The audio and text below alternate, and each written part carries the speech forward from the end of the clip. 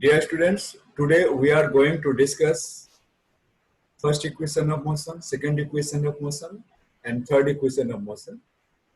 We are going to derive the equations and we will use mathematical method. We can derive the equations in two ways, mathematical method and graphical method.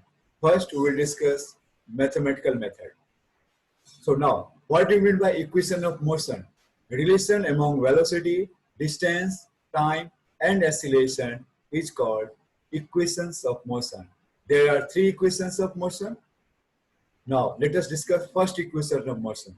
Let the initial velocity u, final velocity v, time t, acceleration a. Now, this is the initial velocity of an object which is in motion. U and final velocity is v, time t and acceleration a. So we can calculate the acceleration by the definition of acceleration. What is the definition of acceleration? Change in velocity in unit time, or we can say change in velocity upon time. So that is acceleration. So we can write a is equal to v minus u upon t. So we can say a is equal to v minus u upon t. So in this way, this is a is equal to v minus u upon t. Done. Now, when t will be shifted to left side, so it will become a times t, at. When this t shifted to this side, so this is at is equal to v minus u. So in this way, at is equal to v minus u, and when we shift u to the left side, it becomes positive. So u plus at is equal to v, or we can say v is equal to u plus at. This is the first equation of motion. Okay, first, with help of first equation of motion, we can find the final velocity if we know initial velocity, acceleration, and time. So now we are going to discuss second equation of motion. This is the first equation of motion. Now we are going to discuss second equation of motion.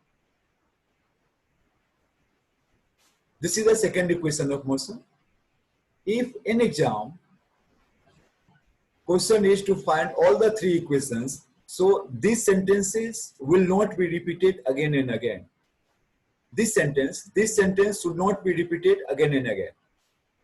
Here, I mean to say, this is, we don't need to repeat the sentence again and again from initial velocity to distance covered. We can write at the top initially. For example, in the first equation, now here we can write all the terms. Distance covered is this. So again and again, you don't need to write it. But if in exam, only second equation of motion is asked to derive, then we have to write it. So again, initial velocity of the object u, final velocity of the object v, acceleration a, time t, distance covered in given time s. We know average velocity is sum of the velocities by 2. So when we add two velocities, then and divide it by 2, then we get average velocity. So u plus v by 2, that is the average velocity. So distance covered is equal to average velocity into time. I give you some example. In first hour, distance covered is 60 kilometer, and in second hour, distance covered is 90 kilometer. So first hour, distance covered is 60 kilometer, and second hour, distance covered is 90 kilometer. So total distance covered, how much? Total distance covered is how long? This is 150 kilometer. So total distance covered is 150 kilometer. So what is the, if you want to find the average, this 60 kilometer per hour, 90 kilometer per hour. So if you want to find the average, we can divide this 150, 60 plus 90 by 2. So this will come 75 kilometer per hour. So we can say simply 75 kilometer per hour. Now, if you want to find the distance covered in 2 hours, so simply 75 average velocity into 2, 150 kilometer. It will come like that.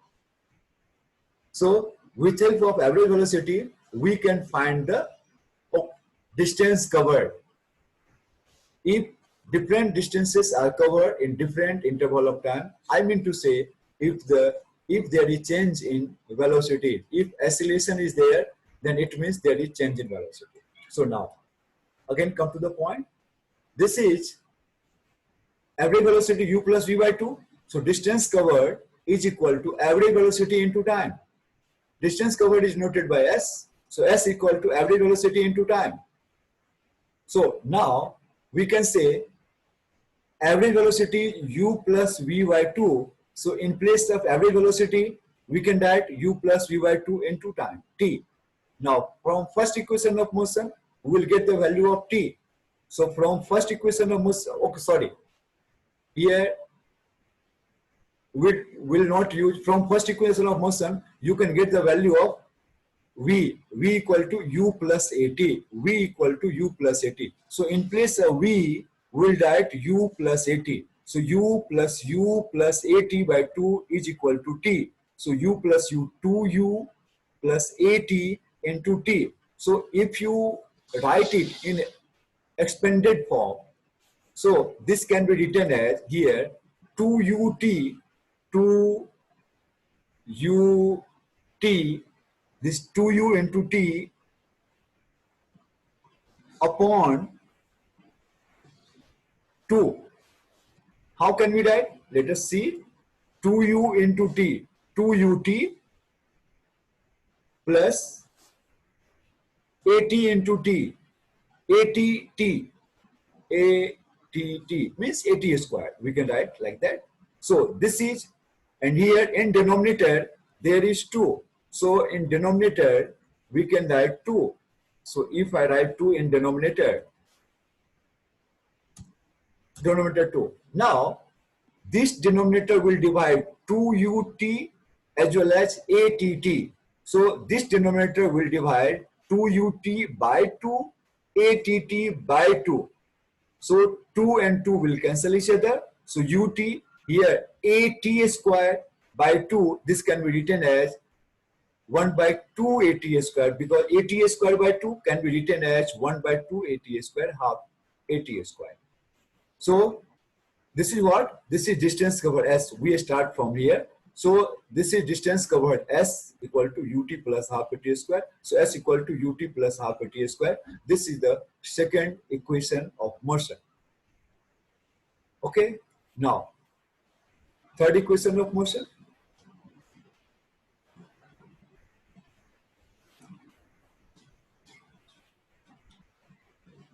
Third equation of motion, mathematical method.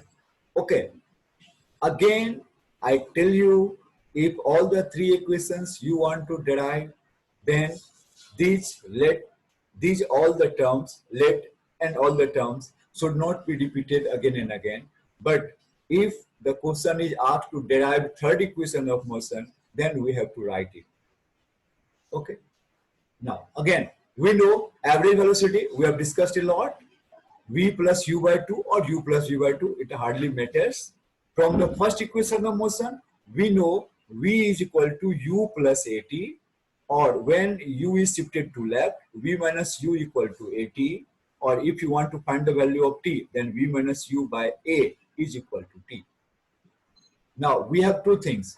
We have average velocity and we have time. So, if we multiply average velocity and time, we get the distance. So, s, distance covered, is equal to average velocity into time, and average velocity, in place of average velocity, will write v plus u by 2. So if you write here v plus u by 2 in average velocity, this one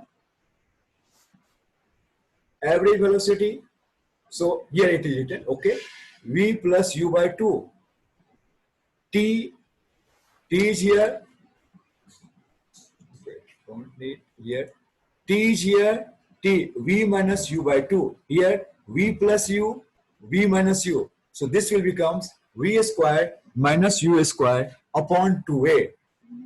So if we shift 2a this side, then 2as is equal to v square minus u square. So v square is equal to u square plus 2as. This is the third equation of motion.